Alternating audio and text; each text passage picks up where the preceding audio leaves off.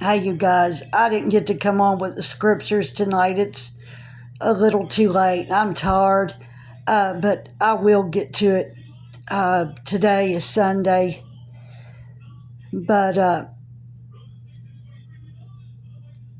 I don't think I'll ever put another cigarette in my mouth. I know I won't. It put the fear of God in me when I felt it come out of my chest, and I seen it. It was up against a white T-shirt, and I felt it come out. I have felt other ones come out, but and I started feeling so much better immediately. I can't. It was wild. It was like unnatural that I felt that good. I'd never felt this feeling in my life. Uh, I'm really looking forward to try and get all my sins taken care of, so I can walk with Jesus all the way. I want my blessings. Don't you want your blessings? I want my blessings. I don't want to go back to that place that I went to. I don't never want to see that place again. I cried so hard. This is no lie. I was in the hospital on a gurney. I cried so hard. Look, my camera's doing weird stuff. I cried so hard that I could actually hear my tears hit the floor. When I came back into my body, I kept pinching myself, like, pinching at my skin, because I couldn't believe that I came back into my body, you know. What I seen there, it was the most darkest, gloomiest place. It wasn't real dark, but it was a darkness that I cannot explain. It was a gray, black, dark, I mean, dark. The air, I was gasping for air. It was the air, it was like such a thick meanness. It felt like a meanness and the coldest, like a cold. Like, have you ever been around somebody where they're just so evil? You can just feel the coldness coming off of them. You could just feel the hate in them. You can see it. Have you ever been around somebody that's that mean? I have.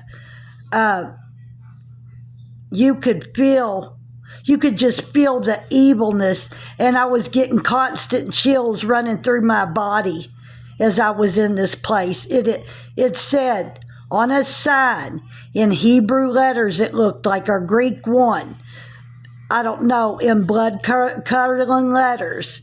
As I looked up, the gates were done in this real thick black wrought iron, old. And when I looked up and I seen the name, it said, "Welcome to the gates of hell." I knew where I was at. I knew. And it was deeply chiseled into the wall. It looked like blood running down the wall the way that the lettering was. It did. I paid great attention to everything there.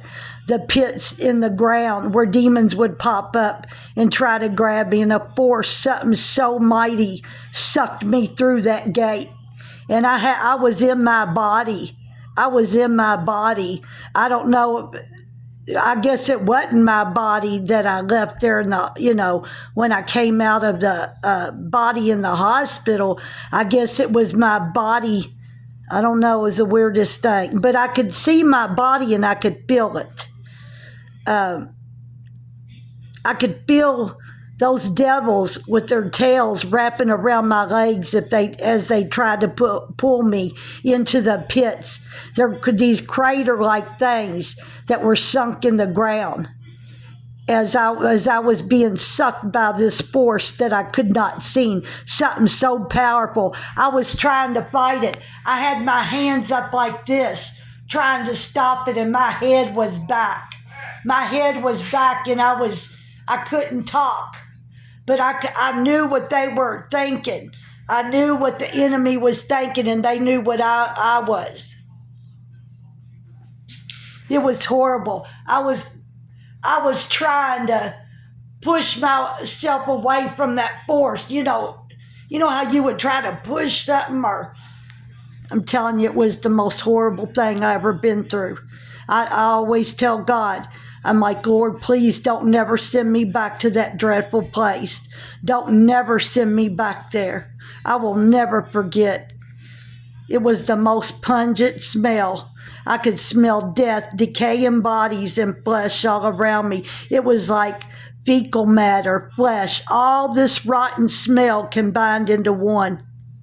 And it was like a cold, hot. I would get cold and then real hot, so hot to where I couldn't stand it. And I was thirsty.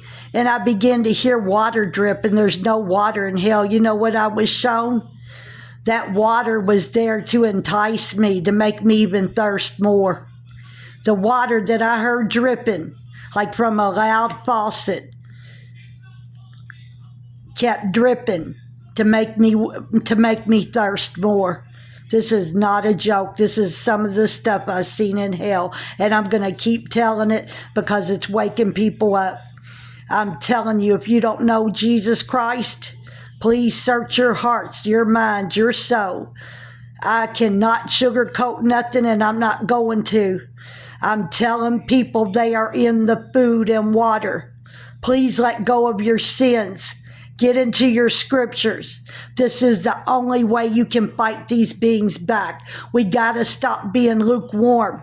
We got to go all the way or nothing. These beings, God has turned up the switch on these beings.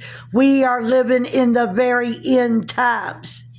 I believe, I could be wrong, but I believe we will see the rapture. I believe this generation, everything's going so fast. The plagues are coming already. I mean, they've been coming. And look at COVID, another plague.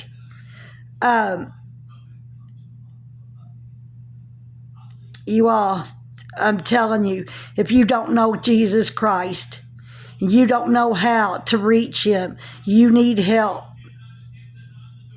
You want to say the sinner's prayer and you need guidance on your walk with Jesus.